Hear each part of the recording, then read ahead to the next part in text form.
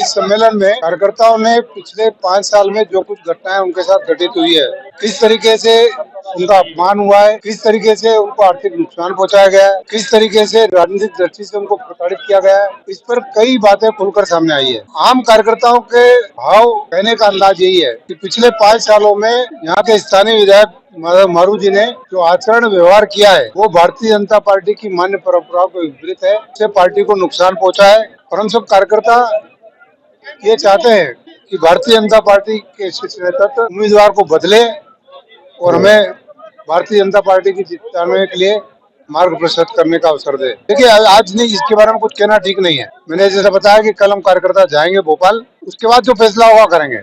देखिए वो घर घर की आवाज है, इसको फायदा मिलता है वो अलग बात है। मैंने इशारों में कहा, मैंने जो कुछ कहा वो साफ कहा है, इशारे की बात ही नहीं है।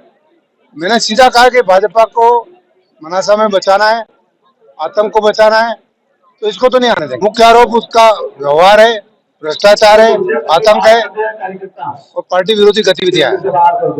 पार्टी से बगावत करने की बात कौन कर रहा है? मेरा क्या कहना है? नहीं, आप अपना प्रश्न मेरे मुंह में डालिए। मैंने ये नहीं कहा, मैंने ये नहीं कहा। देखिए आप जो मैंने कहा उस पर बात कीजिए।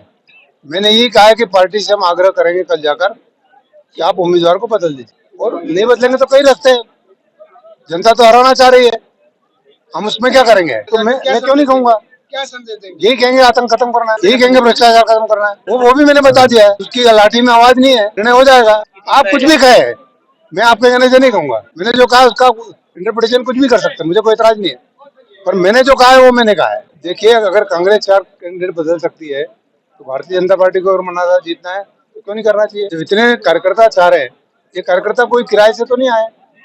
आप इस बात को अप्रिशिएट क्यों नहीं करते कि इतने आतंक के वातावरण के बावजूद इतनी बड़ी संख्या में कार्यकर्ताओं का आना, ये अपने आप में बहुत बड़ी बात है। मैं भारतीय जनता पार्टी का कदना सा कार्यकर्ता हूँ और मेरा विश्वास है कि प्रदेश नेतृत्व सुनेगा। उसमें मैंने 50,000 रुपए कमाए, सत्य घटना बता रहा हूँ आपको। बिल्कुल प्लाट की रजिस्ट्री करानी थी, यशवंत शाह को मैंने भेज दिया कराने वाले को, ठीक है कोई दिक्कत नहीं। रजिस्ट्री हमारे पास पावती है, नामांकन है, सब कागज जो चाहिए सब है। एक आदमी आया कोई दलाल, गिलास काटिंग का इस प्लाट पे तंबे काट दे दो। मेरे को तो मालूम ही नहीं, मुझे तंबे भी काट दिए इन्होंने, भराव भी कर दिया। मेरे को किसी ने आके कहा तेरा प्लाट पे कब्जा हो गया, मैंने मैं देखता हूँ हुआ था। उसके बाद मेरी प्लाट वाले से मेरे को एक गिलासी काटिंग का प्लाट बताया और मेरे से 25,000 रुपए की मांग करी कि 25,000 रुपए तू दे दे इस प्लाट में, ये प्लाट हम छोड़ देंगे, तेरी लड़ाई समाप्त हो जाएगी।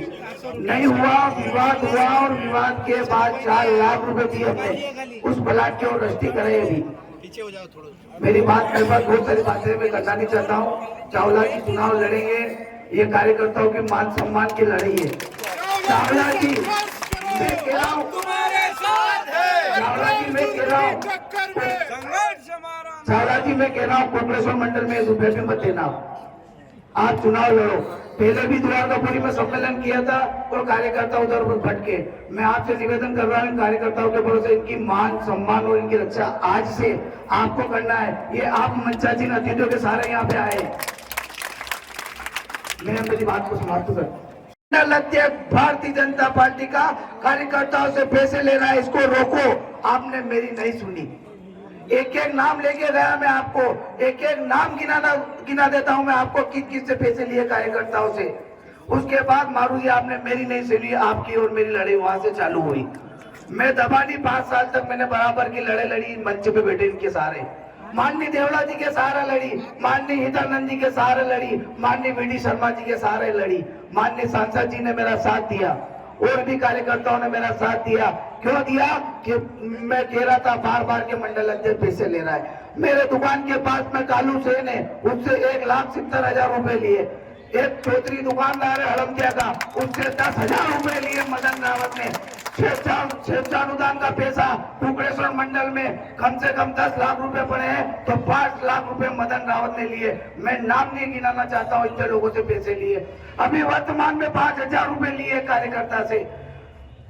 सागरिया का टीचर है जगदीश दायमा, उससे 30,000 रुपए लिए। एक वन रेंजर है, उससे 60,000 रुपए लिए। आप कहते हमने भ्रष्टाचार नहीं किया।